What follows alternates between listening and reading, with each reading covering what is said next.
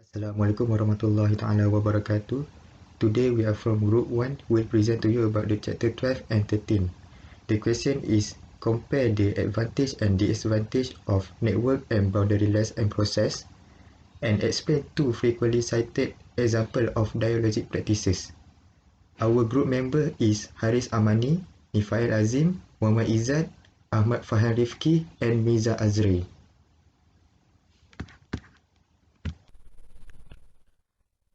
Assalamualaikum warahmatullahi wabarakatuh. My name is Muhammad Harisamani and I will discuss about the advantages of network structure. And the first advantage is clear focus. If a firm lets go all other functions except its own core competency, it can have a clear focus on what it does the best. A network organizational structure allows doing so. For example, if a firm specializes in cloth designing, it will not go in the hassle of manufacturing the fabric or stitching the cloth. It would just design the cloth. Chances of overall firm success are greater if the firm can utilize most or all of its time in doing what it does the best. The second advantage is lower cost. Setting up a department and running it is much more expensive than outsourcing that function. In addition, when a firm is setting up a functional department, there might also be many sunk costs which are not recovered. By using network organizational structure, work can be outsourced to other firms which specialize in that particular work. This way, the firm will not only face lower costs, but will also receive a better quality service than if it had done itself. And the third point is flexibility. Flexibility is one of the main reasons why firms pursue network organizational structure in the first place. By outsourcing work, an organization is in a flexible position.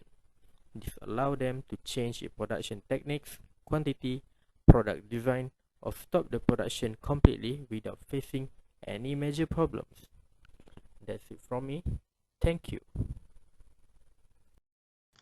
Assalamualaikum. My name is Nifail Azim. Next, we move to the disadvantages of network structure. The first disadvantages of network structure is communication. A network-based organizational structure depends on clear lines of communication to deliver project and due dates to employees. The organizational models depends on technology, including internet connection and phone lines. To deliver this message can cause delays in the process if computer crash or network traffic errors occur. Work progress effectively slows to a crawl while IT professionals work to repair digital communication issues. The lack of one physical location where all employees work leave out the possibility of communicating project assignment in person. The second point is sharing skills worker. Traditional business department don't exist in the network-based organizational model. Because of this, sharing skilled worker between departments is a mandatory part of the process for the organization to function properly. This can lead to unfriendly competition among project managers and supervisors to secure the best employee for a given project. Skilled workers in high demand may have multiple assignments in progress at any given time depending on the company's total client roster. This can make it difficult for these employees to focus on assignment properly. And the third point is increased work stress. The freedom associated with working away from a traditional office environment can disappear in a network-based organizational structure. Employees and managers may feel unable to associate with traditionally defined job roles. This leads to increased occupational stress because managers feel unable to supervise with customary authority and employees feel as though they are working without any guidance or feedback. Project development and assignment completion can quickly break down in this murky environment. That's all for the disadvantages of network structure.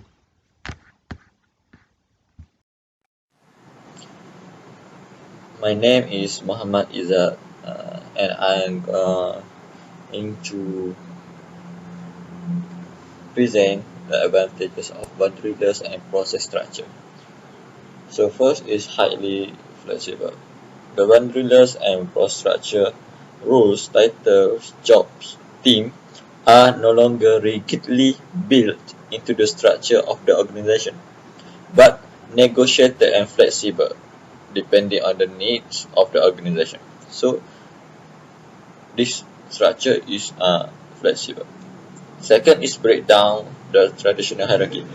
The bundlers and process structure ni design break down the traditional hierarchy and replace it with cross-functional, often self-managed teams that form and restructure as the business changes. Third is draws the talents. The ability to rapidly form teams, set objectives, adapt to change, and build relationships are key skills in the bundlers organization. So it can it's a talent to the bundlers.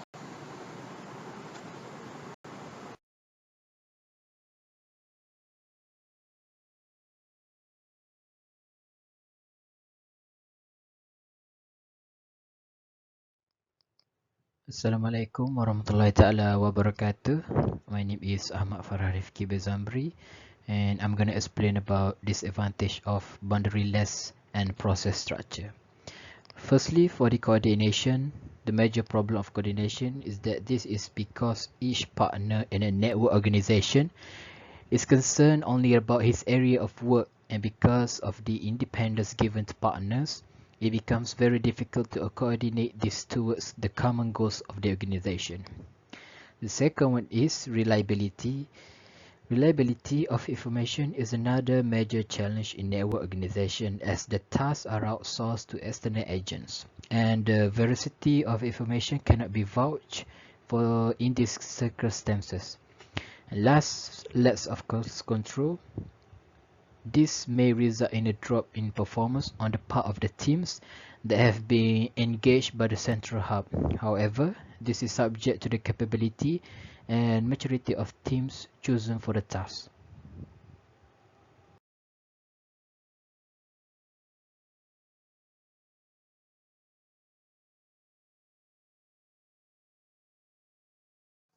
Hi, I'm Mirza, and in this slide I will be presenting about two frequently cited examples of dialogic OD practices.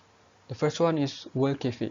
So, the World Cafe is an engagement process designed to take place in a cafe setting. It can be either in the actual cafe or a room that the setup resembles the cafe, where the participants are seated around small tables with tablecloths and tea, coffee, and etc. Anyway, the idea behind this World Cafe is to create a space that supports good conversation, where anybody is able to talk about things that matter to them. The method may consist of groups from 12 to 100 participants, or even thousands of participants, and the participants sit at small tables of just 4 to 5 persons.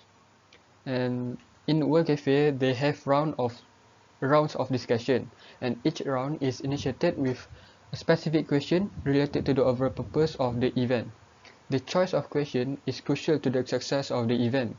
Basically, it is useful to phrase the question in a positive format and open-ended format to allow a constructive discussion.